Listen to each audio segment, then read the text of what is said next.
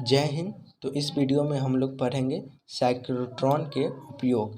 इसके पिछले वीडियो में हम लोग बहुत से टॉपिक पढ़े थे, लेकिन उस टॉपिक को पार्ट 2 में वीडियो बहुत ज़्यादा लंबी हो जाने के कारण यह वीडियो पार्ट 3 में आ गई है। तो जिन्होंने अभी पार्ट 2 का वीडियो नहीं देखा वो जाकर पार्ट 2 देखें, और पार्ट 1 भी इसका है तो पार्ट 1 देखें। पार्ट 1, पार्ट 2 और ये पार्ट 3 है। तो पार्ट 3 में इसका साइक्लोट्रॉन के उपयोग हम लोग पढ़ेंगे। तो चलिए यहाँ पे हम लोग लिख लेते हैं, पॉइंट बनाएंगे और साइक्लोट्रॉन के उपयोग। ठीक है, साइक्लोट्रॉन के उपयोग। तो इसका उपयोग कहाँ कहाँ होता है वो सब हम लोग पढ़ेंगे। ठीक है, तो इसका उपयोग हम लोग जानेंगे और बने रहिए वीडियो में अंत तक। और सबसे पहले इसका लिख लेते हैं, इसका उपयोग जो है कहाँ कहाँ होता है। तो इसका उपयोग जो है इसमें त्वरित, ठीक है, त्वरित ऊर्जा युक्त आयनों, ठीक है, आयनों द्वारा निम्नलिखित कार्यों में किया जाता है। आयनों द्वारा निम्नलिखित कार्यों में निम्नलिखित कार्यों में किया जाता है। निम्नलिखित कार्यों में किया जाता है। ठीक है, तो अब इसका पहला पॉइंट हम लोग पढ़ते हैं निम्नलिखित कार्यों में। तो इसका पहला पॉइंट है नाभिक पर बमबारी करके नाभिकीय अभिक्रियाओं के अध्ययन में। जैसे कि नाभिक में होता है, तो यहाँ पे हम लोग लिखेंगे नाभिक पर बमबारी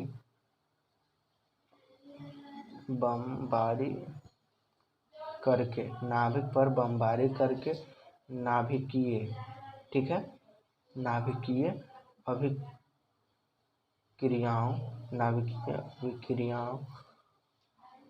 के अध्ययन में, ठीक है, इसके अध्ययन में। और दूसरा हम लोग पढ़ते हैं, इसका भी दूसरा पॉइंट है, वो भी हम लोग लिख लेंगे।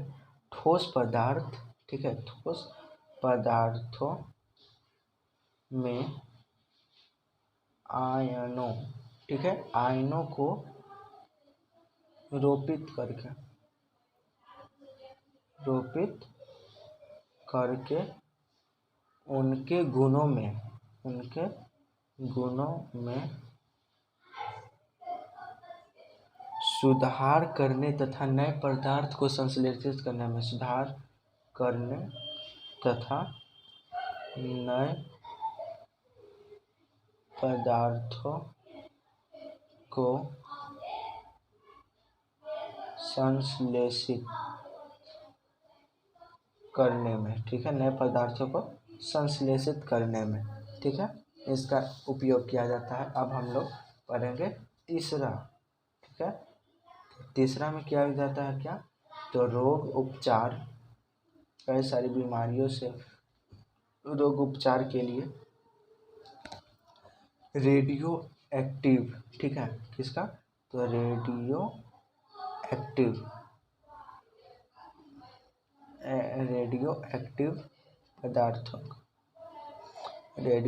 पदार्थों को उत्पन्न करने में, ठीक है, रेडियो एक्टिव पदार्थों को उत्पन्न करने में किया जाता है। और ये पूरा बन गया। और हम लोग पढ़ते हैं अगला पॉइंट, ठीक है, अगला पॉइंट आता है बियो-सावर्त नियम, ठीक है, इसको बहुत ज़्यादा इम्पोर्टेंट है और इसको हम लोग पढ़ेंगे, ठीक है। तो इसका आता है बियो-सावर्त नियम, ठीक है, आप लोग इसको अच्छे से पढ़ें, बियो-सावर्त नियम, ठीक है, बियो-सावर्त नियम बहुत ही इम्पोर्टेंट है, ठीक है। अब इसका डिफिनेशन हम लोग लिखेंगे। तो डिफिनेशन लिखने के लिए सबसे पहले हम लोग, चलिए आगे की ओर बढ़ते हैं, ठीक है। तो इसका डिफिनेशन क्या होता है, बियो-सावर्त तथा लाप्लास ने किसी धारावाही चालक के कारण उत्पन्न चुंबकीय क्षेत्र वेक्टर बी के लिए एक गणितीय व्यंजक दिया जिसे बियो-सावर्त लाप्लास नियम कहा जाता है, ठीक है। इसको ध्यान से पढ़िएगा, ये बहुत बार पूछा गया है बोर्ड एग्जाम में 12th का। तो इसको हम लोग लिखते हैं बियो, ठीक है, बियो और सावर्त दोनों अलग अलग है और एक ही नहीं समझा कि बियो सावर्त, ठीक है। तो दोनों अलग अलग है, बियो सावर्त तथा लाप्लास। ठीक है, लाप्लास ने किसी धारावाही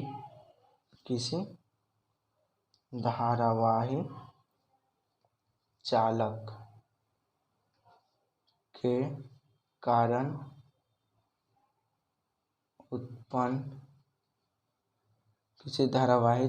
के कारण उत्पन्न चुंबकीय क्षेत्र, ठीक है, चुंबकीय क्षेत्र बी वेक्टर के लिए एक गणितीय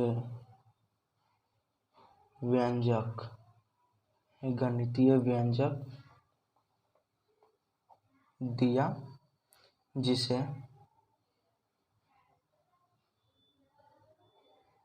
बियो सावर्त लाप्लास नियम कहा जाता है। ठीक है, बियो सावर्त लाप्लास नियम कहा जाता है। इन वैज्ञानिकों ने, इसका अगला पॉइंट में आते हैं कि इन वैज्ञानिकों ने, कौन से वैज्ञानिकों ने, जो लाप्लास को खोज के बियो सावर्त नियम, ठीक है, तो इन वैज्ञानिकों ने भिन्न भिन्न धारावाही चालकों द्वारा उत्पन्न चुंबकीय क्षेत्रों का अध्ययन करने के बाद यह बताया कि धारावाहिक चालक के अन्य अल्पयांश dl द्वारा उत्पन्न चुंबकीय क्षेत्र में किसी बिंदु P पर उत्पन्न क्षेत्र का मान dB होता है। ठीक है, तो इसको हम लोग लिखेंगे, लिखने से ज़्यादा अच्छा है, तो लिखने से नोट भी हमारा तैयार हो जाएगा। ठीक है, तो आप भी लिखें, ने विभिन्न धारावाही चालकों द्वारा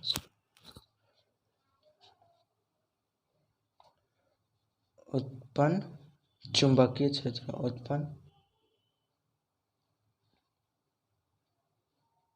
क्षेत्रों का अध्ययन करने के बाद, ठीक है, यह बताया, ठीक है, एक एक पॉइंट को अच्छे से देखेंगे और लिखेंगे। ठीक है, क्या बताया कि यह धारावाही चालक के एक अल्पांश dl द्वारा उत्पन्न चुंबकीय क्षेत्र में किसी बिंदु P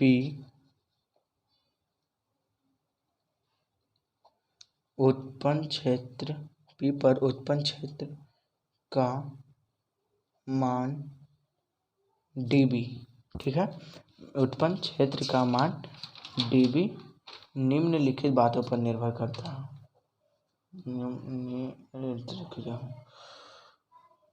गलत हो जाता तो मंजूरी है। निम्नलिखित बातों पर निर्भर करता है। ठीक है, अब देखिए, इसके बाद एक ड्राइंग है। ठीक है, तो चलिए, क्योंकि फिजिक्स पढ़ रहे हैं तो फिजिक्स में भैया तो ड्राइंग तो रहेगा ही। ठीक है, तो अब चलिए ड्राइंग कोई ज़्यादा भारी नहीं है, इजी है, तो चलिए इसको हम लोग बना लेते हैं। सबसे पहले ड्राइंग बनाने के लिए कुछ भी नहीं किया है, सबसे पहले यहाँ से एक लाइन खींचा गया है। ठीक है, और इस लाइन को थोड़ा मोटा कर दिया गया है, फिर यहाँ से पतला लाइन ही है ना जी, हाँ पतला लाइन ही है, यहाँ तक मोटा है। ठीक है, और इसको तीर बना दीजिए। तीर भी नहीं बनता ड्राइंग से, तो मैं दूर दूर तक नाते कोई नहीं है इसीलिए ड्राइंग बहुत ज़्यादा मेरा गंदा बनता है हर चीज़ में। ठीक है, और इसको जो है यहाँ से लेके ऐसे करके ऐसे ड्राइंग, ठीक है। और इसका जो है साइन जो ऊपर में है और यहाँ पे आई लिया है और यहाँ पे DL जो है ये है, ठीक है। और यहाँ से डॉटेड लाइन में गया है, ठीक है, ये डॉटेड लाइन है। और यहाँ पे थीटा है, फिर एक और यहाँ पे R ले लेते हैं। यहाँ पे आप इसको ऐसे करके खत्म कर लीजिए। P ले लीजिए, फिर D B और ऊपर में वेक्टर दे दीजिए। फिर उसके बाद यहाँ पे R कैप हो जाएगा, फिर यहाँ पे ऐसे है, फिर I हो जाएगा। तो ये आपका यही ड्राइंग है, ठीक है। तो अब इसका भी पॉइंट आता है, तो इसका भी पॉइंट हम लोग लिख लेंगे, ठीक है। तो इसका पॉइंट है, पहला पॉइंट लिखेंगे हम लोग। तो यह चालक से प्रवाहित लिखो, तो यह चालक से प्रवाहित है, ठीक है। यह चालक से प्रवाहित विद्युत धारा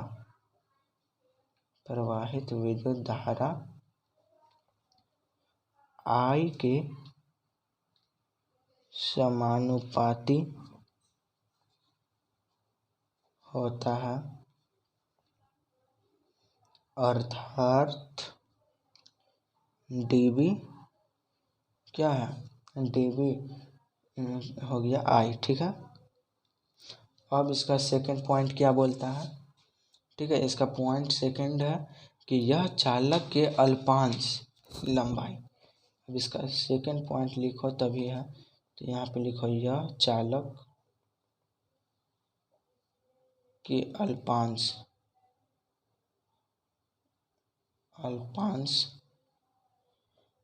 की लंबाई DL, अल्पांश की लंबाई DL के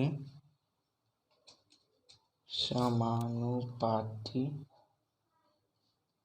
होता है, अर्थात DB समानुपाती DL, ठीक है। अब आते हैं तीसरा में, ठीक है। तो तीसरा है कि यह अल्पांश, तीसरा पॉइंट है, ये पूरा पॉइंट 4 है, ठीक है। तो ये तीसरा है, तो यह अल्पांश की लंबाई तथा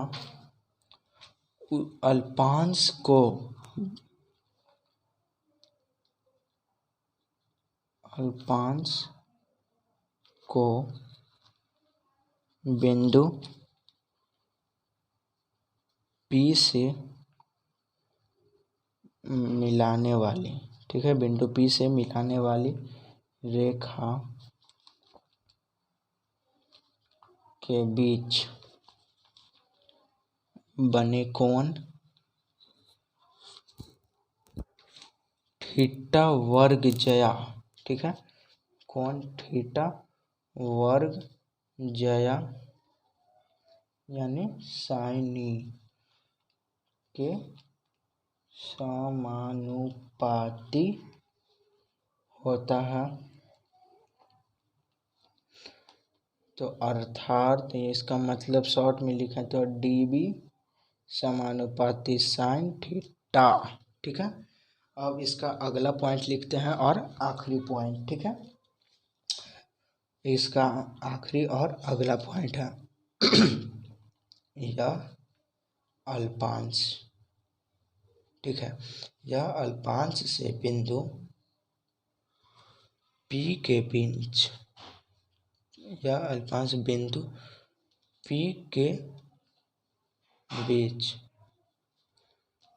बीच की दूरी R के वर्ग के व्युत्क्रमानुपाती यानी उल्टा होता है, अर्थात इसका मतलब जो हो जाएगा DB समानुपाती 1/R का स्क्वायर, कंप्लीट। अब देखिए अब इसको हम लोग क्या कर सकते हैं, तो इसको लिख सकते हैं इस प्रकार dv समानुपाती RDL साइन थीटा बटा का होल स्क्वायर। ठीक है, इस प्रकार कर सकते हैं। फिर या इसको इस प्रकार भी लिख सकते हैं dv बराबर के RDL साइन थीटा बटा आर स्क्वायर। ठीक है, इसको समीकरण नंबर 1 ले लीजिए। ठीक है, अब यहाँ पे ये जो के जो है नियतांक है, कांस्टेंट है, तो समझने के लिए यहाँ लिख लेते हैं, ज़्यादा बेहतर रहेगा। जहाँ के जो है नियतांक है, के जो है वह नियतांक है। अब देखो बीओ सावर्त हो गया। अब देखते हैं, अब एक पॉइंट आता है कि बीओ सावर्त का एसआई मात्रक क्या होता है ना। तो अब उसको हम लोग पढ़ेंगे कि बीओ, यहाँ लिख ले तो बीओ सावर्त का एसआई मात्रक, बीओ सावर्त का एसआई मात्रक जो है वो क्या होता है, तो के और ये मोल, ठीक है, म्यू 4 पाई, ये ना होता है। ये जो है इस समीकरण नंबर इसको दूसरा ले लो। ठीक है, अब देखो, अब जहाँ म्यू बराबर, ये म्यू है, तो अब जहाँ लिखो म्यू बराबर, म्यू नोड बराबर निर्वात